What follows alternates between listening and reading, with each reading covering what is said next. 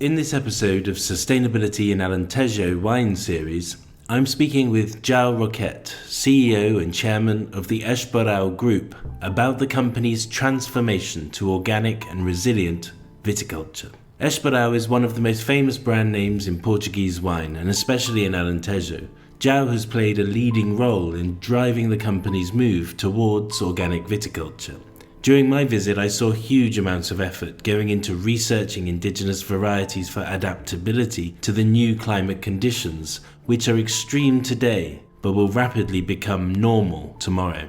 The extent of this work has made Esporo a phenomenal success. The company owns 623 hectares of organic vineyards, the biggest ownership in Portugal, representing about 18% of total organic production in the country.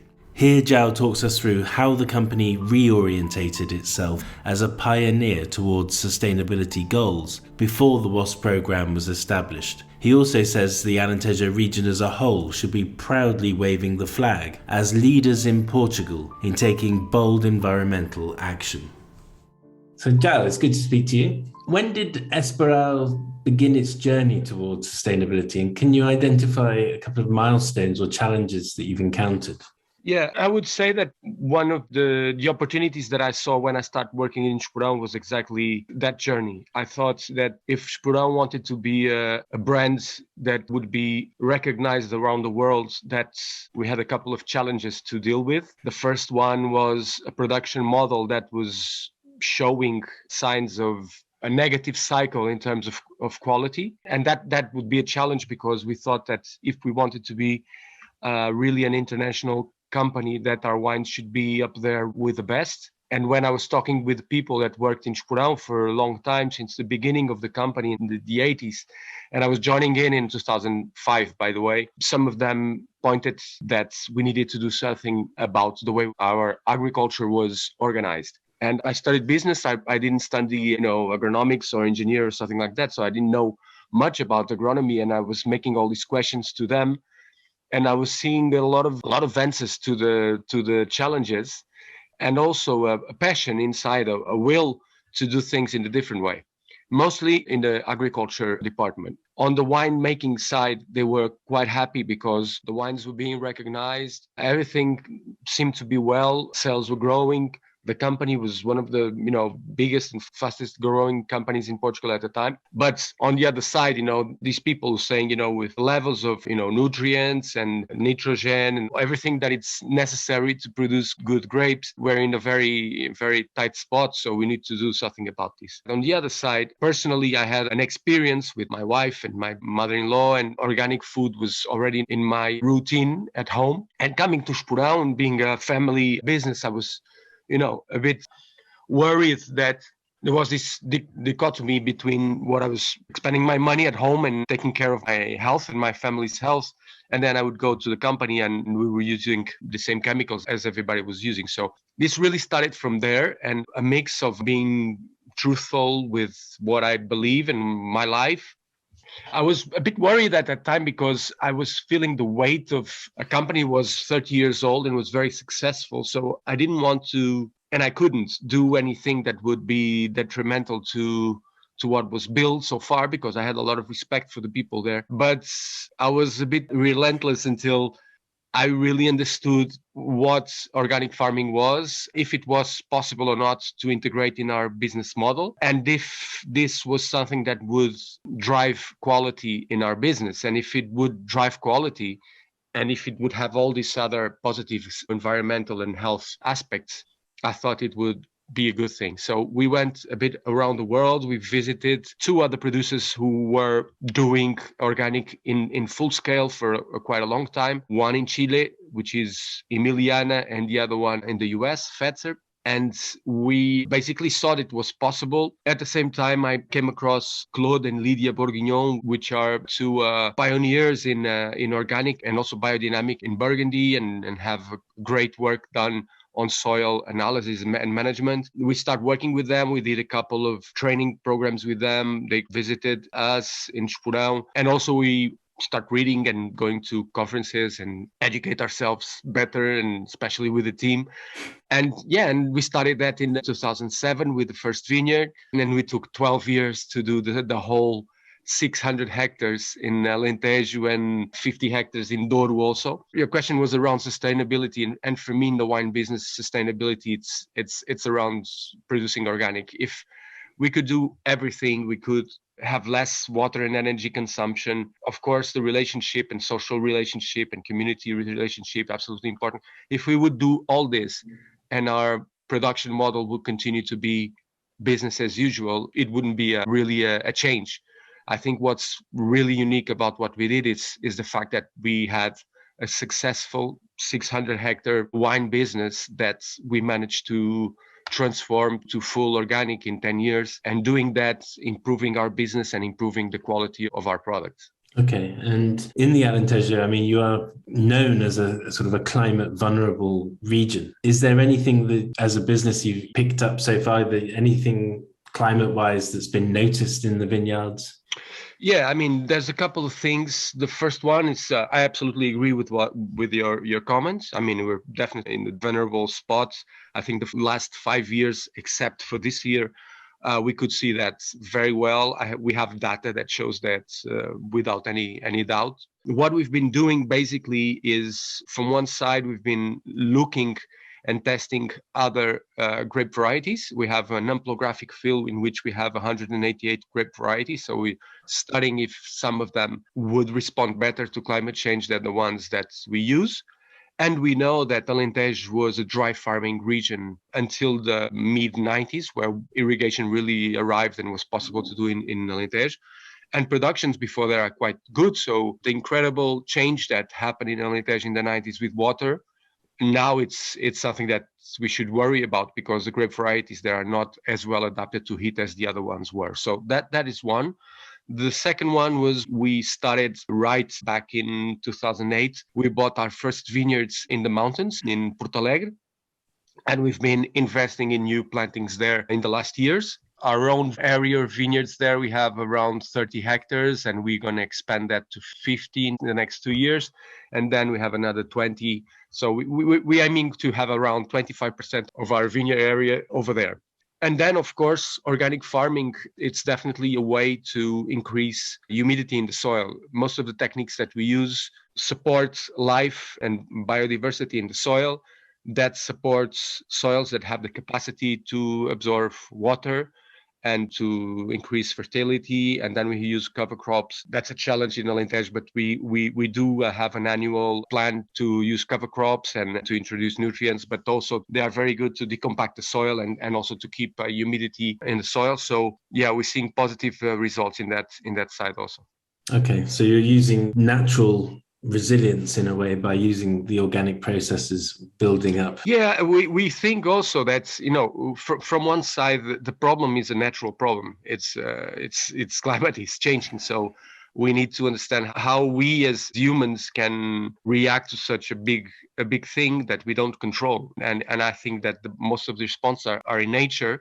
Of course, we do have a lot of data especially data that supports our decisions. We have a data analyst, like a IT guy that works full-time integrated in the agronomy team. We have a biologist full-time in the team also, so that we have data information that supports what we plan to do. When I visited in September, there's a great sense of history, the longevity of the estate as such. The wine business is both traditional, but it's also very modern. And how do you go about, I know you're accumulating knowledge in real time, but do you speak to other producers? Are you sharing knowledge? What we did is, in the context of the Alentejo sustainability plan, since the beginning, we've been very open to share everything we've been doing in Esporão, not only in the sustainability program, but I think most, not to say all of the producers in Alentejo that now have, reasonable organic farming programs. They started with a visit in Esporão and with us sharing and helping them doing their work. Cortes de Cima, we were very close working with them and helping. Malhadinha also, I hope they still keep their program, but they They visited us before they started. And you mentioned the sustainability program. How have your interactions with them been, and where do you feel that they add value to your whole sort of operation? I think we were pioneers in this subject in Portugal and in Alentejo. The Alentejo sustainability program, we also had a very, I think, important role in the start of the Alentejo program, because it started when Dora Simões was still the president of the commission. And I shared with Dora Simões the sustainability program for California wines that dates back from the 70s and was very successful in doing a lot of good things for the region.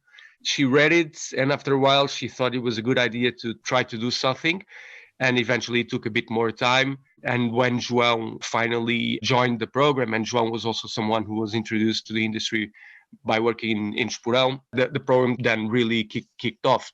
The beginning of the program was a bit people didn't understand it very well. There's a big cooperative part of Alentejo Wines that thought this was an esoteric thing and didn't make much sense, and they couldn't see how to create value with it. They thought that, for example, to do integrated production farming in Alentejo would be impossible, which is, of course, not true. And we were pushing for the program to be more strict and more ambitious than what it was in the beginning. I started by being something very, broad sense, and to try to bring people together and share knowledge and, increase commitment as years went by, and people were starting to see that this was a good thing. And I think now it's a great success. But we are at the point where, in terms of the certification, we're thinking about using it in our mainstream wines that are not certified organic. So that may be a good thing. But I also think that Portugal is catching up with the necessity of having a sustainability certification. And in the medium run, I think the certification should be for Portuguese wines, and Alentejo then has the challenge to step to the next level. And, what would be the next level? I mean, I think organic farming would be the next level. I think Alentejo has absolutely the best conditions in Portugal, if not in Europe, to do organic farming. We don't have absolutely any pressure from the typical diseases that come with the humidity. We have a perfect vineyard system for mechanization. So when people ask me about organic farming, I say, if we don't do it in Alentejo, it's not possible to do it anywhere else. So I hope that this is a way forward. Okay, and you just mentioned the need to go to a more national level for Portugal for this kind of program. As you're now, 1.5 decades into a lot of these processes, so you've been a leader and a feeder in of knowledge into getting this whole thing going. Do you think there's a sort of a step process, like a leadership role, that Alentejo, as its own vision, can now think about being an entirely sustainable region and can share that knowledge and help Portugal overall? I mean, I don't absolutely know. Yeah. Absolutely. I think we are the only region in Portugal that has an authority around sustainability, and I think that's for two reasons. I think that's because there is the program, the sustainability program, which is something that was formalized, and there was a lot of work being done and was recognized. And I think that the fact that Esporão, it's now one of the 5 top organic wine producers in the world, also has something to say about the region's sustainability. So when we started in Esporão with sustainability, and even when the sustainability plan in Alentejo started, it was not a given that sustainability would have the importance that we're showing it has today. So everybody's jumping on board. And I think we have to take advantage of that and saying, put the flag and say we were pioneers and we did this first, and we're going to help, and lead this movement in Portugal. This kind of leads into my last bit, really. But you're talking about going to the national level, but there's also the sort of market signals and the wine buyers from around the world, emerging markets or important markets. Mm-hmm. How do you see this aligning with that and going beyond Portugal from the consumer's perspective, even having national sustainability boards? How do we go towards something that's more unified, everywhere for consumers to understand? Well, I think there's a risk, which is the vulgarization of sustainability programs and certifications. So everybody from the mainstream pharmaceutical companies to chemical companies. Everybody has a sustainability claim to do, and the consumer is getting to the point where it's kind of looking at it and saying, hold on. So if everybody's sustainable, maybe no one is sustainable, right? So we need to be absolutely careful with what exactly we're claiming to be. We have to stop speaking about sustainability and start speaking about actually what we are doing. And this is something that in Esporão was very important. I still have, comments by people that when they know Esporão, they say, but why don't you communicate your sustainability achievements? And I say, we do communicate, but we don't talk about sustainability. And I remember around 2008, I sent an email to the team and said, please, we have to stop talking about sustainability. Let's not use the word. Instead, let's explain to everyone, every time we do something which we think it's good, let's explain what we're doing. And let's build our reputation from there. And I think building this reputation and being credible is absolutely important for Alentejo and for Portugal in what we're going to do next. And this means that the threshold needs to be, tighter, and the program has to be ambitious, because if it is something very broad sense, and we're not going to stand apart from the crowd, Okay. Well, that's great. I think you've answered all my questions, so thank you very much indeed. Thank you, Nick. Thanks for listening to this episode in the Sustainability in Alentejo series produced by me, Nick Breeze. In the next episode, I'm speaking with Sonoma-born climate and wine scientist, Professor Kimberly Nicholas. Kimberly is also the author of Under the Sky We Make, an informed book about climate change and why we must take action now. In our interview, Kimberly makes a connection between the choices we make as wine producers, as consumers, as global citizens, and this unique moment in time that would impact life on Earth for thousands of years.